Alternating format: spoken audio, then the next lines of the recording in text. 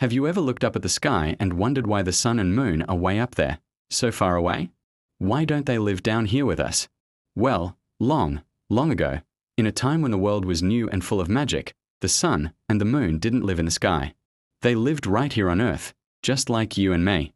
And this is the story of how that all changed. A very long time ago, the sun and the moon were married, and they lived together in a beautiful house down on Earth. They were the best of friends with the water, or as we might call him, the great ocean. The sun and the ocean would visit each other often. The sun would travel across the land to the edge of the world where the ocean lived, and they would spend hours talking and sharing stories. But there was a small problem. The sun would often say, "My dear friend water, you must come and visit my home." My wife, the moon, would be so delighted to meet you properly.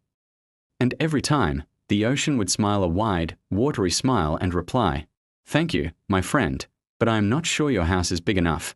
You see, I am a very large fellow, and I have a great many relatives.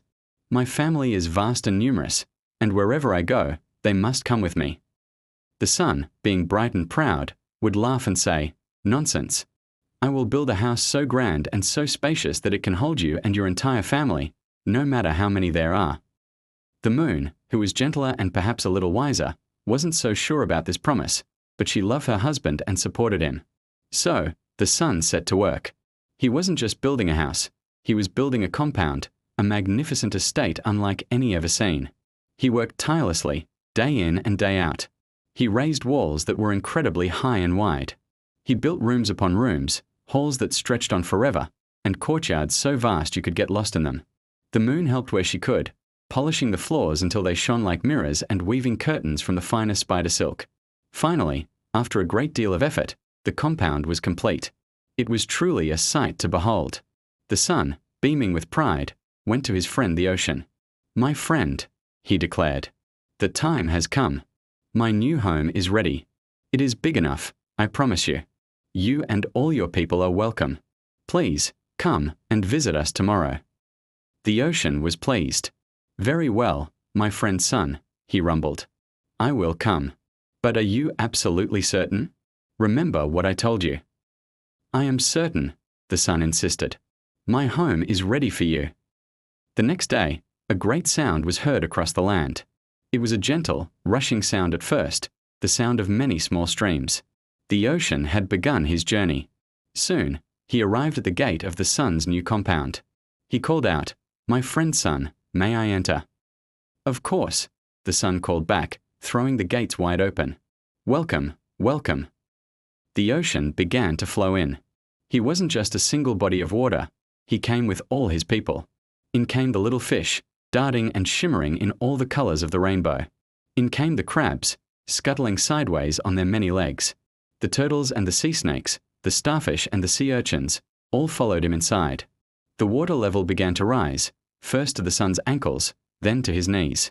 The ocean's voice, now echoing from within the house, asked, "Are you still sure there is enough room?" The sun, now wading through his beautiful new home, laughed a little nervously. "Yes, yes, of course. Plenty of room. Come on in." So, more of the ocean's family entered. In came the larger fish, the groupers, and the barracudas. In came the dolphins, leaping and playing. The water rose higher, now up to the sun's waist. The beautiful furniture began to float. The moon, seeing this, quickly climbed onto a tall table to keep her feet dry. "My friend," the ocean's voice boomed, a little louder this time. "There are still more of us. Should we continue?" The sun, trying to keep his composure, shouted back, "Yes, absolutely. My house is bigger than you think. Bring everyone." He was a bit worried now, but he was too proud to admit he had made a mistake. And so, the rest of the ocean's family arrived. In came the giant whales, the largest creatures in the world. In came the sharks with their sharp fins, and the giant squid with their long, waving tentacles. The water surged into the compound with incredible force. It filled the rooms completely, rising higher and higher, all the way up to the ceiling. The sun and the moon were in trouble.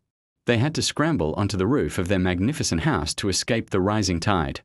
They sat there, looking down as their entire home, their entire world, was submerged beneath the vast, churning waters of the ocean and all his people. The water didn't stop. It kept rising, lifting them higher and higher. "I am so sorry, my friends," the ocean's voice rumbled from below. "I warned you. My family is very, very large." The water continued to rise until the sun and the moon were pushed higher and higher, all the way up into the sky. And there they had to stay. They had lost their home on Earth forever. From that day on, the sun and the moon have lived in the sky. They couldn't go back down because their old home was now the domain of the ocean.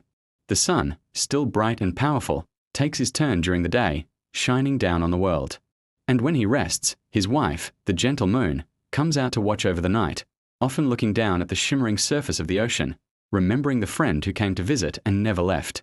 And so, whenever you see the sun setting over the water, or the moon reflecting on its surface, you are seeing a quiet greeting between old friends. It's a reminder of a promise, a magnificent house, and the day the ocean came to visit and change the world forever. It teaches us about the power of nature, the importance of listening, and how even the best intentions can lead to the most unexpected outcomes. The sky became their new home, a place of balance, where one rules the day and the other rules the night, forever looking down on their old friend, the water. And that is the story of why the sun and the moon live in the sky. Thank you so much for watching. If you enjoyed this story, don't forget to like, share, and subscribe for more tales from around the world. See you next time.